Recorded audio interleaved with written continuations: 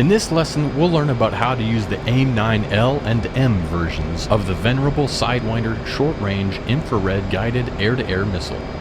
Using a cooled infrared seeker, the Sidewinder locks onto the hot elements of a target, most often the engines.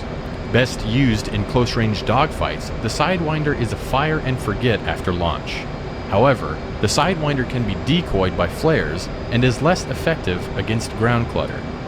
Today we're looking at the L and M versions. The AIM9L, or Lima, entered production in 1977 and was the first all-aspect homing Sidewinder, meaning it could get a lock on a target at any aspect angle.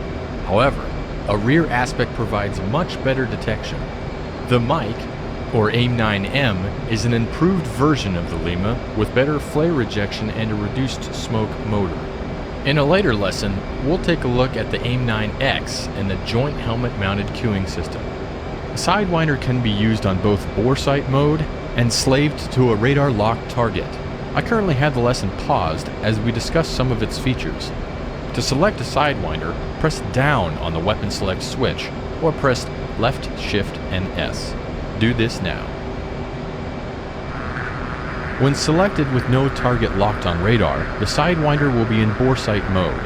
This is indicated by the single reticle on the HUD that indicates the seeker line of sight.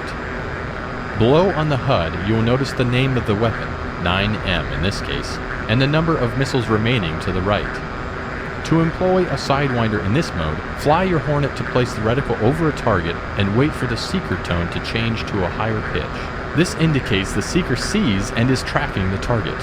You could then launch the missile by pulling the trigger or pressing the spacebar.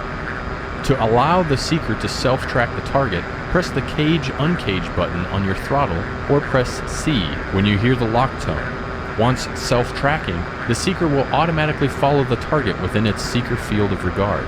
Before trying this though, let's first take a closer look at the AIM9 format page on the left DDI.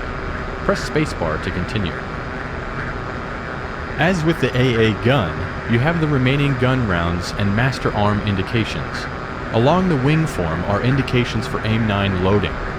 9L indicates stations with AIM9L, and 9M indicates stations with AIM9M. The selected station includes an SEL for selected below it. To cycle through AIM9 stations, press the AIM9 select switch on the weapon select switch, or press left shift S. This allows you to switch between AIM9L and AIM9M versions. When you are ready, press spacebar and I will unpause the lesson.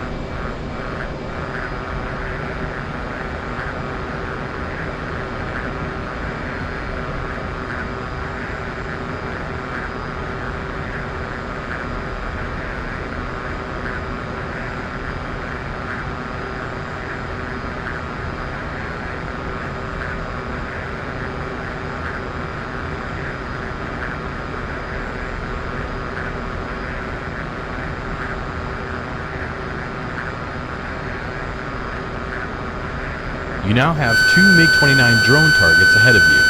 Fly to place the reticle over one of them until you hear a higher-pitched lock tone. You can either launch an AIM9 now by pressing the trigger on the stick or spacebar on the keyboard, or initiate a self-track by pressing the cage-uncage button on the throttle or pressing C. Once self-tracking, launch an AIM9. It may take more than one to bring down the MiG. Splash 1. Keep an eye on the second MiG-29 and follow it. We will use a radar-slaved track for that one. Follow the second drone. To lock up the second drone on radar, press up on the sensor select switch or press right alt and semicolon. This will place the radar in air combat maneuvering or ACM mode. Keep following the second drone. When ACM mode is first selected, the bore sight auto acquisition mode is selected. This is indicated by the dashed circle on the HUD. To lock up the target, fly to place the target within the dashed circle and have the target under 10 miles away.